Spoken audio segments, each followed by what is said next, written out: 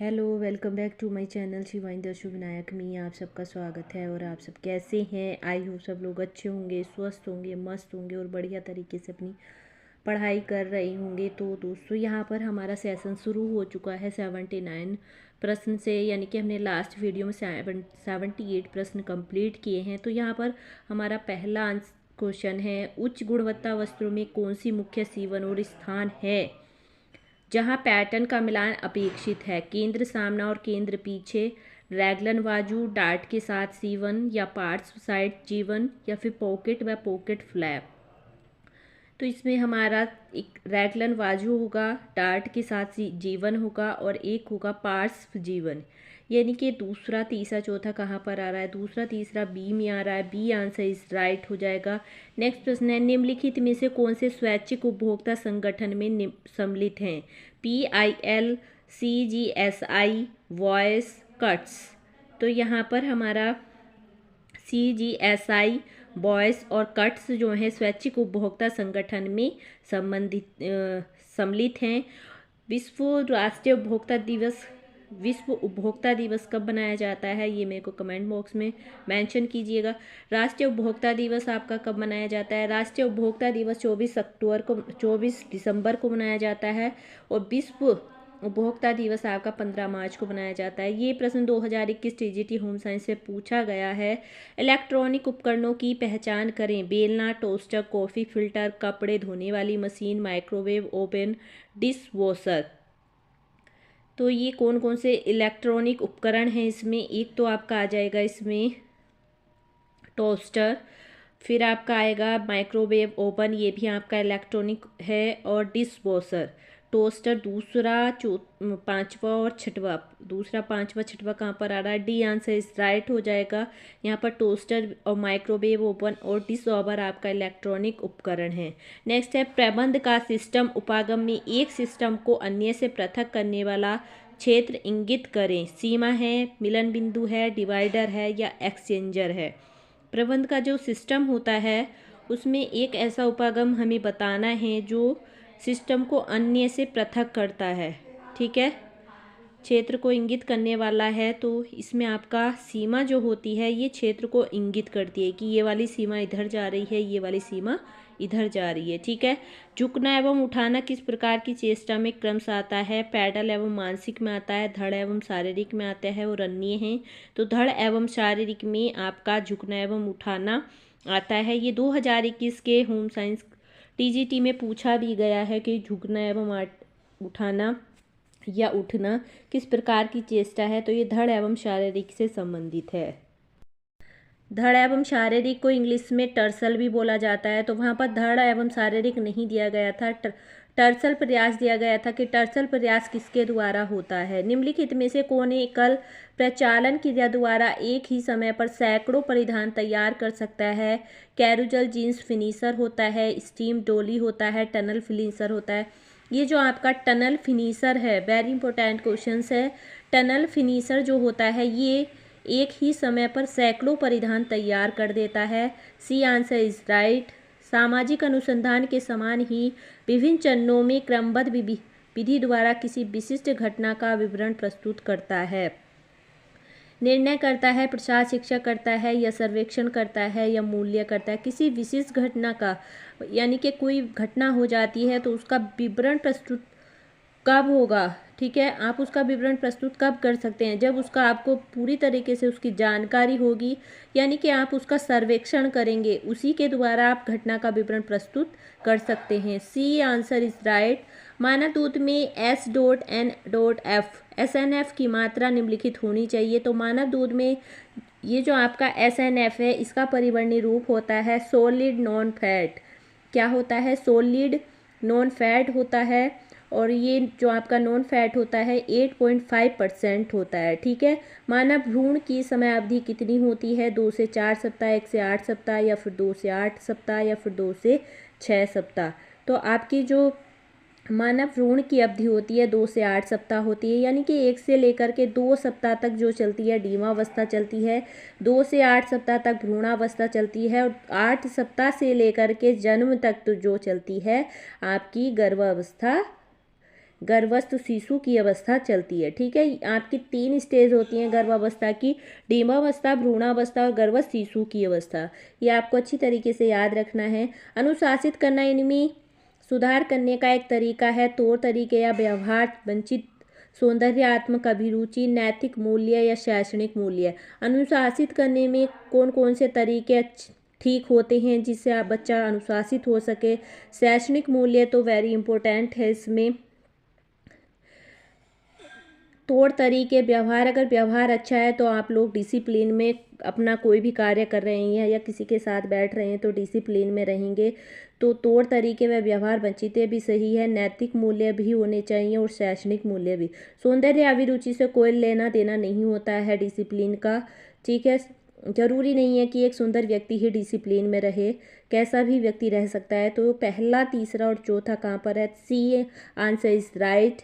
Next है, बच्चों में भाषा विकास को किसके माध्यम से बढ़ावा दिया जा सकता है? कहानी सुनाने द्वारा, बातचीत द्वारा, सामाजिक भागीदारी द्वारा या फिर एकल खेल द्वारा। बच्चों में भाषा विकास को जो बढ़ावा दिया जा सकता है, सामाजिक भागीदारी भी बिल्कुल राइट है, बातचीत द्वारा भी, और कहानी भी। अगर आप बच्चे को अच्छी तरीके से कहानी सुनाएंगे, किसी सामाजिक तौर तरीके की अगर आप बच्चे को कहानी सुना रहे हैं तो उससे भी उसका सामाजिक विकास हो सकता है। तो इसमें पहला, दूसरा, तीसरा बिल्कुल ठीक हो जाएगा। एकल खेल द्वारा नहीं, अगर बच्चा अकेला खेल रहा है तो उसमें कोई सामाजिक विकास नहीं होता है। ठीक है, सोशल डेवलपमेंट बच्चे में नहीं होता है एकल खेल में। तो पहला, दूसरा, तीसरा यानी कि C answer is right. Next प्रश्न है, निम्नलिखित में से कौन सी दोहरी नोक वाली डार्ट होती है? फ्लॉन्च होती है, फ्रेंच होती है, फिश होती है या ड्रे मेकर्स होती है? तो ये जो आपकी दोहरी नोक वाली डार्ट होती है ये फिश होती है। शिक्षण मानसिक रूप से अक्षम बालक की बुद्धि लब्धि का स्तर होता है 0 से 25, 50 से 75 या 25 से 50 या 75 से 100। अक्षम बालक की जो बुद्धि लब्धि का स्तर होता है वो 75 से 100 होता है। यहाँ पर आप मेरे को बताइए, जड़ बुद्धि बालक की बुद्धि लब्धि IQ कितना होता है? कमेंट बॉक्स में मेंशन कीजिएगा। बातचीत सुनने का कौशल है या बौद्धिक कौशल है या अभिव्यक्ति कौशल है या ग्रहणशील कौशल है? तो बातचीत कौशल जो है ये आपका अभिव्यक्ति कौशल है। जब दो व्यक्ति यहाँ पर बात कर रहे होते हैं तो वो अभिव्यक्ति कौशल कहलाएगा। निम्नलिखित में से कौन सी पैकिंग आपूर्तित पैकिंग का उदाहरण है? टटेरा पैक डिब्बा, कागज की थैली, दूध की बोतल, प्लास्टिक की थैली या एल्युमिनियम पर्ड? तो यहाँ पर कागज़ की थैली और दूध की बोतल जो होती है ये पैकिंग आपूर्तित पैकिंग के उदाहरण होती है। ठीक है, अब क्रोनिक रीनल फेलियर में ग्लोमेरुलर निस्पंदन गति 15 मिनट से कम हो जाती है। कारण है, क्रोनिक रीनल फेलियर के रोगों को अधिक मात्रा में प्रोटीन और सोडियम युक्त आहार का परामर्श किया जाता है। तो यहाँ पर आपका आंसर ए सही हो जाएगा और आर गलत है। ठीक है, ये क्रोनिक रीनल फेलियर जो है ये किस अंग से संबंधित है, रोग है? आप ये मेरे को कमेंट बॉक्स में मेंशन कीजिएगा। वेरी इंपॉर्टेंट क्वेश्चन है ये। नेक्स्ट प्रश्न है, सस्मीरा का सही पूर्ण रूप क्या है? Silk and synthetic mills and research association, synthetic and art silk mills and research association. इसमें सस्मीरा का सही रूप जो है आपका synthetic and art silk mills and research association है। ये क्वेश्चन बहुत ही इंपॉर्टेंट है, इसको अच्छी तरीके से लिख लीजिए और इसका सेकंड आंसर जो आपका हो जाएगा वो राइट हो जाएगा। सस्मीरा हुआ, मित्रा हुआ और FTS हुआ आपका, जैसे फ्रेट ट्रेड कमीशन होता है FTS, और 1914 में इसकी स्थापना हुई थी FTS की। और ये किस लिए बनाया गया था? ये जो आपका कपड़ों का अवैध व्यापार होता है, अवैध व्यापार को रोकने के लिए FTS का प्रयोग किया गया था। परिधानों की कटाई के लिए एक दिश कपड़ों का सही लेआउट है। आड़ा जोड़ना, लंबाई में मोड़ना या फिर दोनों तरफ से मोड़ना या फिर खुला? तो इसमें आपका लंबाई में मोड़ना और दोनों तरफ से मोड़ना और खुला जो है एकादिश कपड़ों की का सही लेआउट होता है। ठीक है, इसमें बी आंसर इस राइट हो जाएगा। स्ट्राइडर शब्द अध्ययन के किस पहलू से संबंधित है? एर्गोनोमिक्स से है, व्यवस्था की सिस्टम उपागम से है या फिर नृ विज्ञान से है या एंथ्रोपोलॉजी से, रंग की योजना से। स्ट्राइडर शब्द जो है आपका व्यवस्था की सिस्टम उपागम से संबंधित है। B answer is right. निम्नलिखित नवीन किस्म के सूत या धागे होते हैं, क्रेप सूत, बोकले सूत, स्लब सूत या फ्लोक सूत।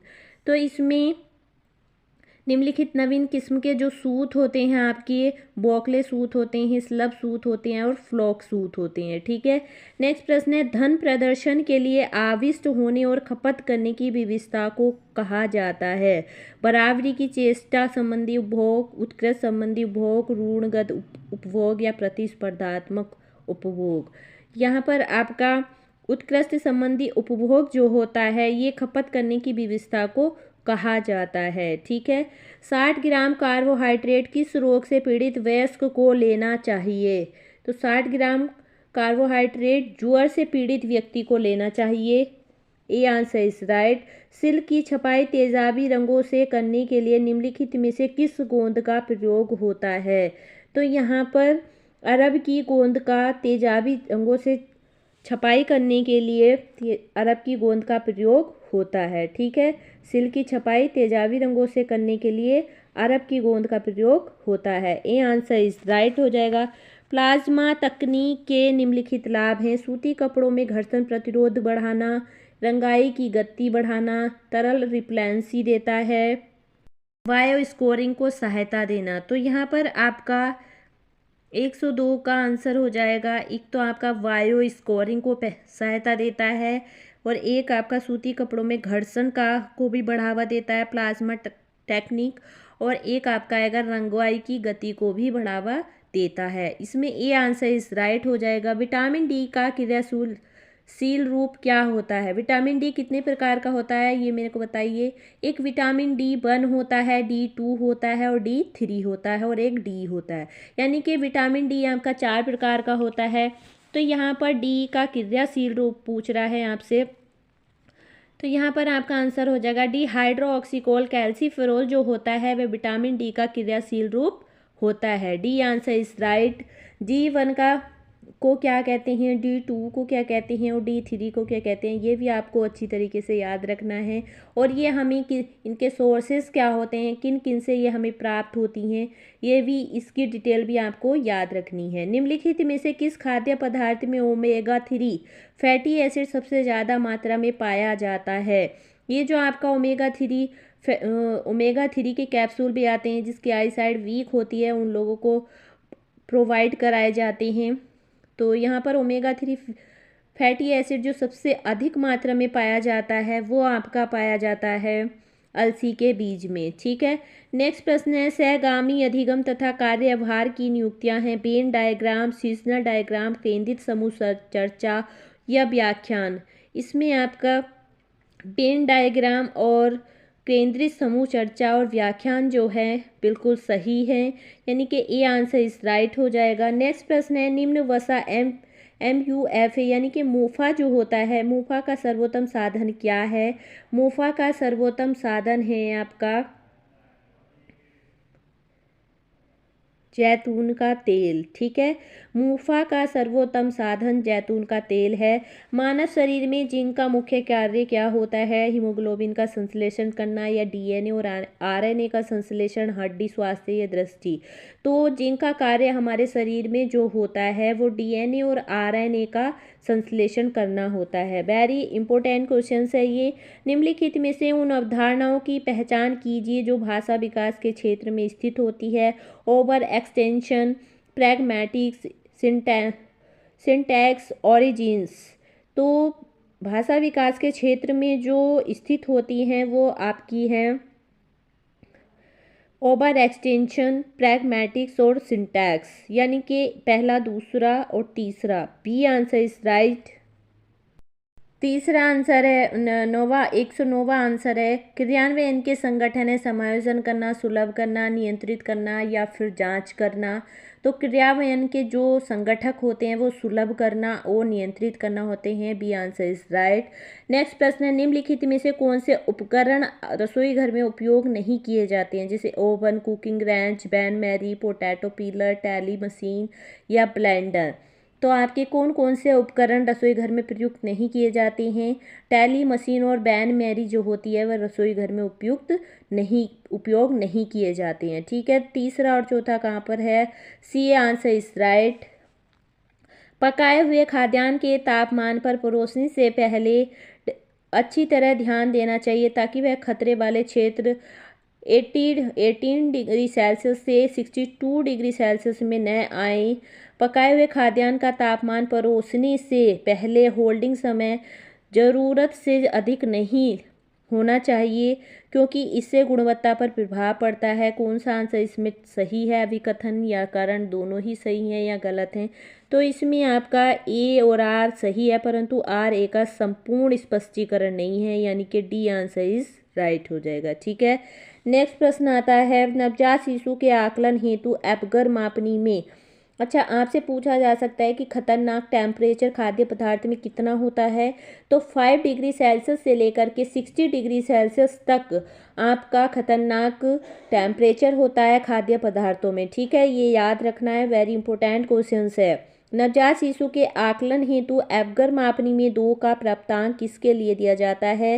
हृदय की गति प्रति मिनट 100 से 140 धड़कनें, निम्न परावर्तक प्रतिक्रियाएं, लो रिफ्लेक्स रेस्पॉन्स, सदृढ़ श्वसन तथा रुदन, देह गुलाबी तथा हाथ पैर गुलाबी। तो यहाँ पर 112 का आपका हो जाएगा। हृदय की गति प्रति मिनट 100 से 140 धड़कनें होती हैं, ये भी सही है। और तीसरा, सुदृढ़ श्वसन तथा रुदन भी करता है बच्चा। देह गुलाबी तथा हाथ पैर गुलाबी होते हैं। जब नवजात शिशु को आप लोगों ने देखा होगा, नवजात शिशु का सिर्फ उसका 75 to 90% उसमें ब्लड नज़र आएगा आप लोगों को। ठीक है, बाकी हर चीज़ का विकास उसमें धीरे धीरे जैसे बढ़ता जाता है, ब्लड कम दिखने लगेगा और चीज़ें आपको उसका डेवलपमेंट होता जाता है। ठीक है, लेकिन नवजात बच्चा जो होता है वो सिर्फ क्या, उसको हिंदी भाषा में ये भी कहा जाता है कि खून की बूंद की तरह होता है। ठीक है, उसमें तो इसमें आपका आंसर हो जाएगा ई आंसर इज राइट। नेक्स्ट प्रश्न है, वास्तविक प्रत्यक्ष आय के स्रोत हैं परिवार के सदस्यों की सेवाएं, नौकरानी की सेवाएं, पुस्तकालय की सेवाएं, चिकित्साएं, सुविधाएं। तो यहाँ पर जो आपका वास्तविक प्रत्यक्ष आय के स्रोत हैं, एक तो आपका यहाँ पर आएगा परिवार के सदस्यों की सेवाएं भी आएगा और चिकित्सीय सुविधा की सेवाएं, पुस्तकालय की सेवाएं, परिवार के सदस्यों की सेवाएं और पुस्तकालय की सेवाएं जो होती हैं वास्तविक प्रत्यक्ष आय के स्रोत होते हैं ये। तो यहाँ पर डी आंसर इज राइट हो जाएगा।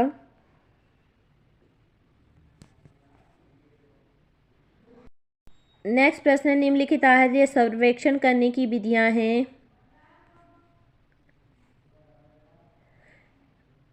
HPLC 24 घंटा अनुस्मरण, FFQ आहार इतिहास। तो निम्नलिखित आहार्य सर्वेक्षण करने की जो विधियां हैं आपकी वो आएंगी यहाँ पर। 24 घंटा अनुस्मरण भी आहार्य सर्वेक्षण की विधि है।